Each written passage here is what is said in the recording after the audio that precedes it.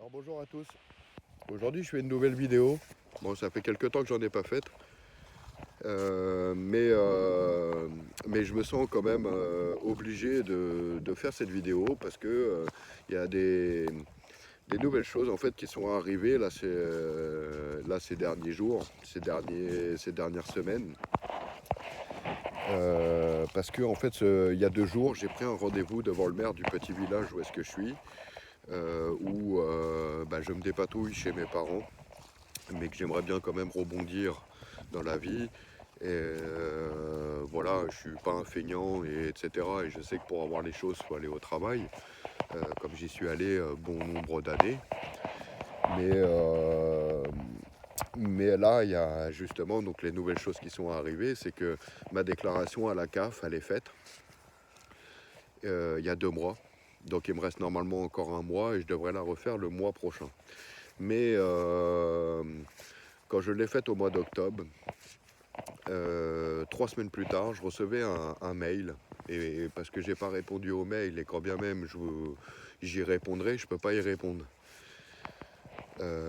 Donc pour exposer un petit peu justement cette chose-là, c'est un peu comme Pôle emploi, où quand vous faites votre actualisation, euh, Pôle emploi ou la CAF, quand vous arrivez à la période d'actualisation, donc Pôle emploi c'est chaque mois et la CAF c'est tous les 3 mois. Quand vous faites votre actualisation, vous avez un onglet ou une page actualisation. Quand vous avez fait votre actualisation et que l'actualisation elle est enregistrée, l'onglet de l'actualisation il disparaît. Dites-moi si j'ai tort, laissez des commentaires ou voilà, mais dites-moi si j'ai tort. Moi je pense pas avoir tort. Pour avoir traversé bon nombre de services comme ça et avoir fait bon nombre de démarches, comme là, encore la CAF, ou quand bien même je me rapprocherai d'une assistante sociale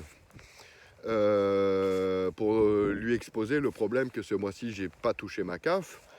Elle va me dire, attendez, on va aller voir sur votre compte CAF et on va voir c'est quoi le problème. Donc elle va s'apercevoir, moi, exactement du même problème que moi, c'est que j'ai pas touché ma CAF et qu'on me demande de faire une nouvelle actualisation. Mais quand elle va vouloir aller sur la page de l'actualisation, elle va pas pouvoir la faire parce qu'elle a été faite il y a 2 mois. Donc comme à Pôle emploi, comme je vous dis, en gros, quand chaque mois est là tous les 3 mois pour la CAF, vous faites votre actualisation, l'onglet actualisation, il disparaît. Et il revient au bout du mois prochain à partir de la période d'actualisation. Ou pour la CAF, au bout de 3 mois, vous pouvez avoir accès justement à cette page de déclaration ou actualisation de votre situation. Donc voilà, donc en gros, là, ce mois-ci, j'ai pas touché ma CAF et je peux rien faire. D'autre part, bon, j'ai dit un petit peu plus tôt, j'ai pris il y a 2 jours un rendez-vous devant le maire pour aller chercher du travail. Et j'y suis allé ce matin. Et je ne savais pas trop comment. Déjà, j'ai réussi à prendre le courage de prendre le rendez-vous et d'aller justement essayer de chercher une solution pour rebondir dans la vie. Donc, pour aller en gros lui réclamer du travail. Mais il a commencé à me poser des questions.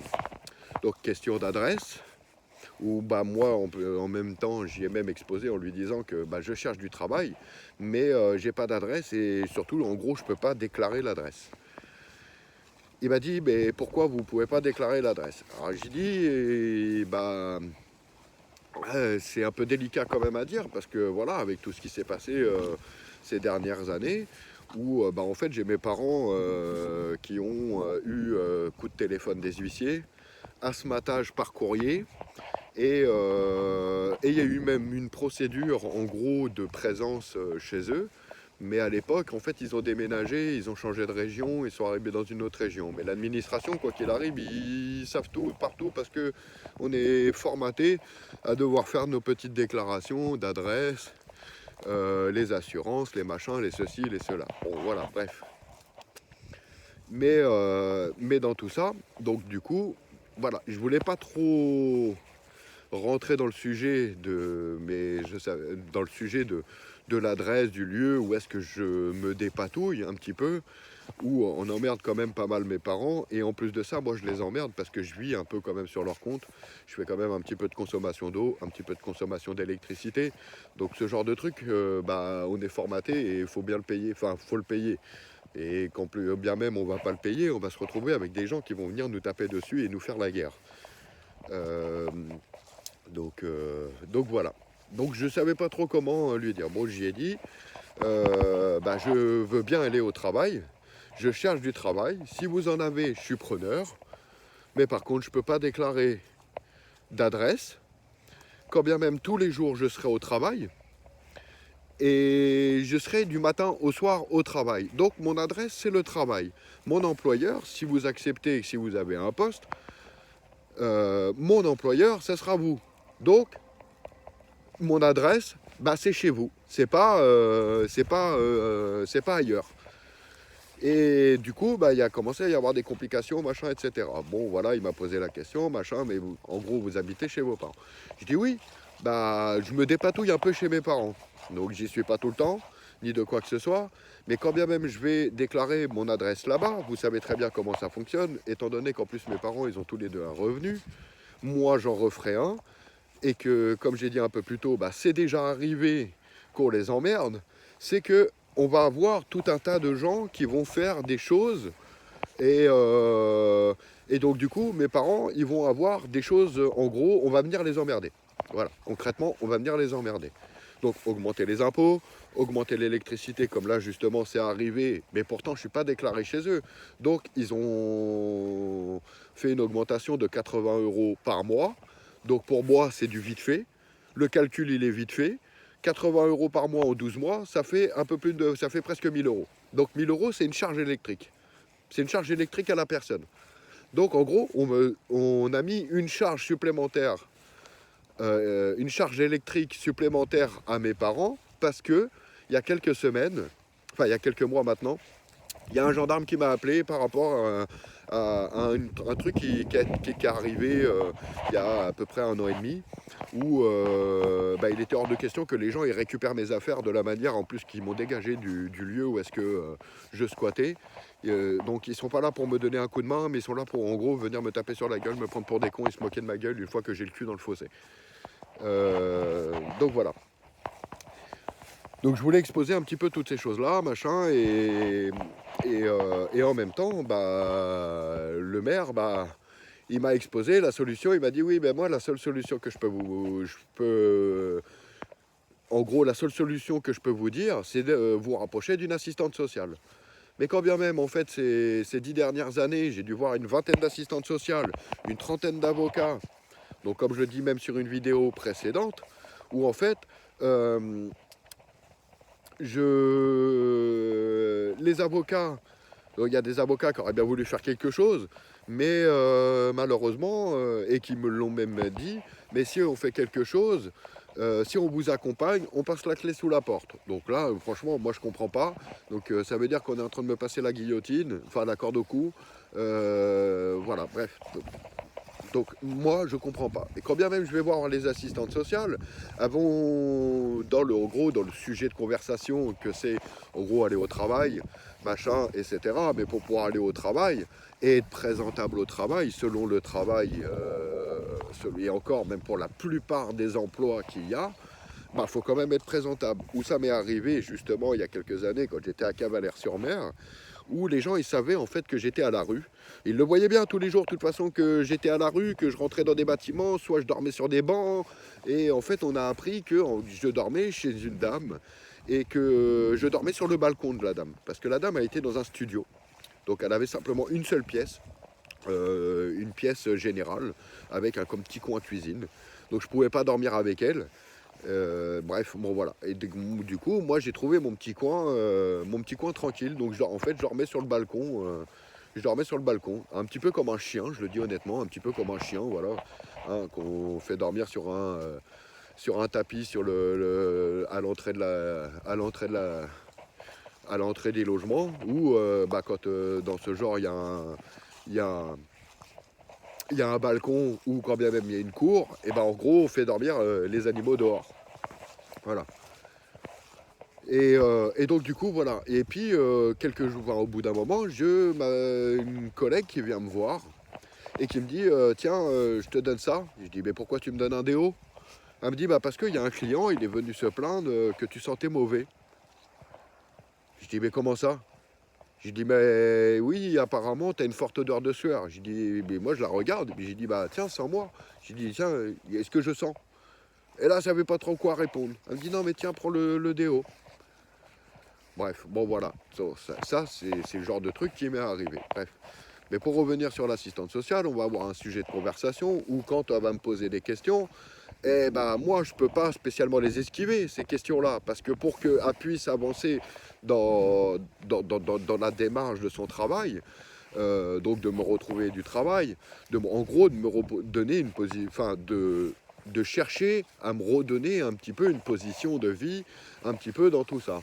Donc avoir un logement, avoir des affaires, pouvoir prendre ma douche, quand bien même il va y avoir certaines périodes dans l'année, donc les saisons, l'hiver, machin, la pluie, donc il me faut bien quand même un peu de chauffage pour pouvoir être au chaud, etc. Parce que si je ne chauffe pas mon logement ou selon là où est-ce que je vis, ça va finir par moisir. Si je ne peux pas l'aérer, c'est exactement pareil. Et puis ça va finir par sentir mauvais. Voilà, bon, il y a des odeurs. En plus, je suis un bonhomme, hein, enfin, voilà. Mais même après ça, une femme, c'est pareil quand même, hein. Mais voilà. Donc en gros, on va me poser des questions, etc. Donc je ne vais pas les esquiver. Moi, je ne peux pas être malhonnête parce que si je commence à être malhonnête et à mentir, on va bien voir, on va me jeter l'œil en me disant que je suis un menteur, je suis un hypocrite, etc. Donc je ne suis pas hypocrite et je balance les choses comme elles doivent être exposées. Voilà. Je suis à la rue, j'ai pas d'adresse, j'ai pas de permis. Et puis, quand bien même, on va regarder un petit peu tout, quand on va regarder un petit peu toute cette position et tout, donc, comme je vous dis, elle va me poser des questions. On va engager un espèce de chemin d'administration où on va me réclamer même certains papiers. Donc, ma carte d'identité. Donc, bah, monsieur, vous êtes bien français, vous avez votre carte d'identité. Voilà, il n'y a pas de problème. Madame, bah voilà, est-ce que vous avez la possibilité de me trouver un emploi? Voilà, on va regarder pour l'emploi, machin, mais monsieur, est-ce que vous avez un CV? Je présente mon CV. Voilà mon CV. Mais monsieur, vous avez plutôt bien travaillé et tout. Comment ça se fait que vous êtes à la rue ou est remis à la nature des choses? Comme c'est déjà même bien arrivé. Donc, en fait, elle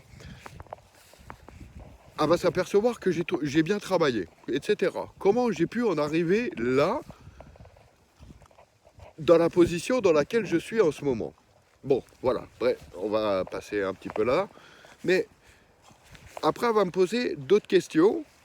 Et moi, je vais présenter d'autres justificatifs. Donc, je vais commencer dans la conversation, des questions qui vont venir. Je vais lui dire, bah, écoutez madame, il n'y a pas de problème, regardez, je peux même vous apporter mon relevé de carrière. Quand bien même sur mon relevé de carrière, il y a des choses qui ne sont pas stipulées parce que je dois référer à une autre caisse, comme la caisse de l'armée, où je devrais toucher un petit droit à ma retraite, soi-disant la retraite, hein, mais voilà, où est-ce que ça va en arriver tout ça, où normalement je devrais toucher déjà un droit de retraite par le biais de tous les emplois que j'ai, aussi bien l'armée, qui fait partie d'une autre caisse, et que je vais lui présenter, on va dire, certains faits de mon histoire, en lui disant, il y a 10 ans, je devais toucher des assédiques. Donc je vais lui sortir, elle va me poser la question, comme c'est arrivé à chaque fois. Est-ce que vous avez des papiers Pôle emploi? Voilà mon dossier. Donc je vais sortir un dossier qui va être épais de ça, de papiers Pôle emploi, puis qu'à chaque fois on va voir que je me suis inscrit et que j'ai été radié, etc., etc. Je vais lui présenter des relevés de compte, un relevé de carrière, des fiches de paye, et je vais lui montrer un petit peu toutes ces dates. Regardez, bah là j'étais au travail, là j'étais au chômage et ma première période de chômage, j'étais en location dans ce logement-là, j'étais dans la banque ici, mais mes assédiques ne sont jamais arrivés sur mes comptes, ce qui a fait que je n'ai pas pu payer mon loyer, Et qu'en plus de ça, et ben dans ce contrefait, on m'a coupé l'électricité, machin, etc. Et on a commencé à engager un certain chemin où j'ai des gens qui ont commencé à venir m'emmerder. Et au final, bah, avant vraiment que ça commence à aller vraiment trop haut, bah moi j'ai quitté le logement et je me suis retrouvé chez mes parents il y a 10 ans. Et voilà. Donc en gros, dans l'administration, comme le maire ce matin, je vais en gros présenter des choses. Enfin, je viens pour des choses qui sont plutôt logiques dans la vie. Donc, il faut travailler pour avoir les choses. Et puis, le travail mérite salaire. Mais pourquoi on nous sous-paye par rapport aux valeurs administratives et financières qu'il y a derrière? Donc, les valeurs des logements, les valeurs de machin, de l'eau, de l'électricité, etc., etc. Et je vais commencer à rentrer dans un débat où justement, bah, c'est le genre de débat où la plupart des gens, ils n'ont même pas envie de s'en occuper. Et qui fait que bah, dans la position dans laquelle je suis et dans la position que d'autres sont ou ont pu être et qui ont dû faire ce qu'ils ont fait, c'est pas par méchanceté, c'est par protection. Donc voilà, donc je faisais cette vidéo parce que quelque part je me sens un peu obligé de la refaire et d'exposer un petit peu tous ces trucs-là. Que bah, vous voyez bien, c'est pas moi qui ai de mauvaise foi, c'est qu'on me demande de répondre à des choses pour pouvoir avoir d'autres choses que aujourd'hui et déjà depuis quelques années, je ne peux plus répondre. Il me faut le permis parce que pour les emplois, pour la plupart du temps, il faut le permis, déjà pour se déplacer au travail. Et une fois qu'on est au travail, il faut utiliser comme ces véhicules. Où en fait, bah, le maire ce matin, il avait un poste de travail, mais il m'a demandé si j'avais le permis. Je lui ai dit non, j'ai pas le permis. Enfin, j'ai plus le permis. On me l'a retiré. Le gendarme qui me l'a retiré, il est venu, il a pris mon permis, il s'est barré. Il a été le poser dans le fourgon. Il est revenu, il m'a dit bah, monsieur, vous laissez la voiture là, regardez, vous êtes positif au test cannabis, le bleu. En gros, le bleu, le liquide qui est devenu bleu. Mais par rapport à ça, est-ce que vous avez regardé un petit peu les films et tout? Vous allez me dire c'est un film, mais c'est un film qui retrace même la vérité. Regardez tous ces films où ils font des contrôles de poudre. Parce que les gens, ils ont tiré un coup de feu sur quelqu'un d'autre et ils ont fait en gros un meurtre. Et qu'on va chercher avec ce petit coton-tige et ce petit produit, la poudre de l'arme. Et au final, le petit produit, il devient quelle couleur? Il devient bleu. Donc c'est pas que avec le cannabis que le produit devient bleu, c'est avec autre chose, c'est avec la fumée. Donc voilà. Donc en plus, voilà, je vais passer à vous dire d'autres choses dans cette vidéo. Certes qui dure pas mal de temps, mais voilà. Donc j'avais besoin de parler de toutes ces choses-là, etc., etc., que bah, en ce moment, je me sens obligé en gros de faire le con, de littéralement faire le con. Et comme je peux dire, voilà, et je répéterai, je souhaite pas le mal à mon prochain, mais pourquoi mon prochain? Et dans ce système, il y a toujours un connard qui va venir foutre la merde là où est-ce qu'il n'y a pas de merde à avoir. Quand vous allez craquer et commencer à foutre le bordel, vous allez en gros taper sur des gens qui sont déjà pas contents des ordres qu'ils reçoivent et de tout ça, machin. Et en gros, vous allez causer des dommages collatéraux. Ou voilà, c'est un directeur qui a pris la décision dans sa petite tête parce qu'il n'aime pas la gueule des gens ou le comportement, etc. Je sais pas quoi, hein, parce qu'en gros, lui-même, il n'aime pas la vie et il veut pas que je l'aime. Il veut pas que vous l'aimez. Pourquoi? Parce que c'est un feignant et il a rien envie de foutre, il a envie de se faire torcher le cul. Il veut du pognon et se servir dans vos poches. Donc voilà. Donc je vais finir sur cette vidéo, sur tout ça. Et, euh, et je pense pas que je referai d'autres vidéos parce que là, juste après, bah, je vais à la banque, je coupe mon téléphone, je coupe un petit peu tout ce qu'il y a pour garder le peu de pognon qui va me rester, que j'ai réussi un peu à mettre de côté parce que, bah, comme je l'ai dit, hein, et je le répète, bah, le RSA il n'est pas arrivé ce mois-ci. J'ai voulu aller chercher du travail, mais on n'a pas de travail pour moi. Et en fait, il y a du travail, mais c'est parce qu'on ne veut pas prendre moi. Et en plus de ça, bah voilà, donc l'entretien que j'ai eu ce matin, bah, c'est très très mal passé. Et pour finir, bah, on m'a fait encore passer pour le chat noir de la situation en ayant la petite phrase de la part du maire disant que je j'arrête pas de critiquer et de me plaindre de ce système français. Je me plains de choses logiques, donc pour dire s'il fallait que je le dise comme ça, je vais dire en gros honnêtement, oui je me plains, mais je me plains de ce qu'on peut dire l'injustice, qui est en fait pour moi l'illogicité de la chose. C'est tout. Je suis de bonne foi, je veux aller au travail, il y a du travail, mais pour certaines choses, eh ben, en fait je peux pas avoir ce poste de travail. Donc voilà. Bon, bah je vous dis ciao et en fait, bah je sais pas sur quoi finir, à part vous dire ciao et bonne vie à tous et bon courage.